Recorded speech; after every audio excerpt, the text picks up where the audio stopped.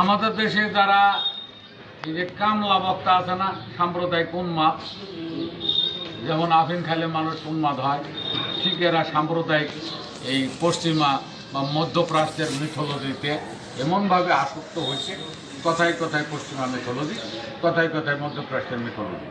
অর্থাৎ এটাকে বলা হয় অ্যারাবিয়ান মিথোলজি, অথবা এটাকে বলা হয় ইসলামিক মিথোলজি।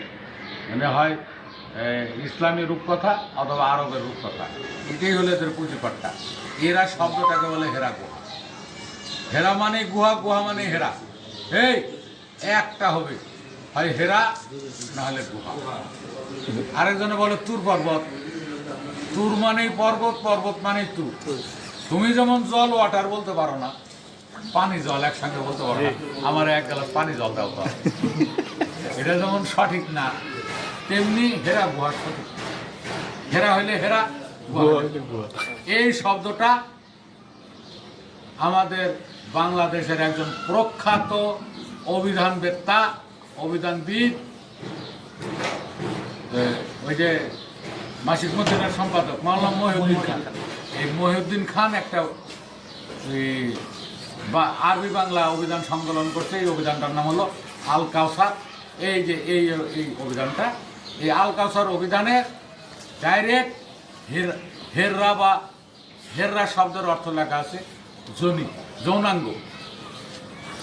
এই হেররা পরবর্তীতে অপভ্রংশ হয়ে, যেমন আমাদের এই হাত এমনি আসে নাই, আগে ছিল হস্ত, পরে হয়েছে হত্থ, পরে হয়েছে হাত। হস্ত, হত্থ, হাত, এটা ছিল আগে হেররা, পরে হয়েছে হেরা, এখন হয়েছে হেরাউ। একটা লম্বা হামজা দিয়া, গোল হামজা বা লম্বা হামজা দিয়া বাড়ায় যাচ্ছে হেরাউ। হেরা শব্দের অর্থ হল গর্ত, গুহা। যেই গুহায় নবী সাধন করেছেন 15 বছর। আমাদের উপমহাদেশের মোল্লা মুন্সিরা তাদের শরীয়তি গল্প গুজবের মধ্যে এই 15 বছরের কথা উল্লেখ করে। এইটা যেহেতু পবিত্র কোরআন মাজিদ আমাদের জীবন বিধান, আর জীবনের গল্প ছাড়া এখানে অন্য কিছু বলা নাই, এই জন্য এটা জীবন বিধান, এটা জীবন বিজ্ঞান, জীবন দর্শন। তাই পবিত্র কোরআনের যত গল্প জীবনের সঙ্গে মিলবে। এইটা হলো একটা নারী দেহ, এই নারী দেহের গোপনাঙ্গকে এই জায়গায় বলা হয়েছে হেররা, হেরা, হেরাউ।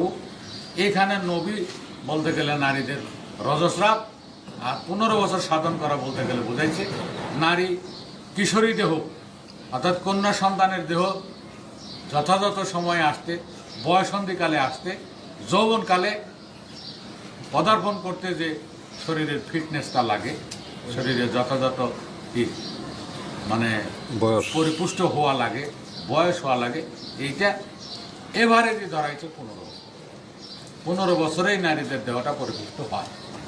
তাই এই 15 বছর একটা গুহার ভিতরে সাধন করা দ্বারা বোঝাইছে তার দেহের মধ্যে সকল অঙ্গ প্রত্যঙ্গগুলো যথাযথভাবে পরিপুষ্ট হয়েছে। এখন এখান থেকে রজ বের হওয়ার উপযুক্ততা এসছে। এই রজ বের হবে, আয়াত নাজিল হওয়া শুরু হবে। এটাই ছিল 15 বছর কিশোরীকাল, ফেরা হইল গোপনাঙ্গ। সংক্ষিপ্তভাবে এ পর্যন্ত। গুরুজির আজকের আলোচনাটি কেমন হলো দয়া করে জানাবেন।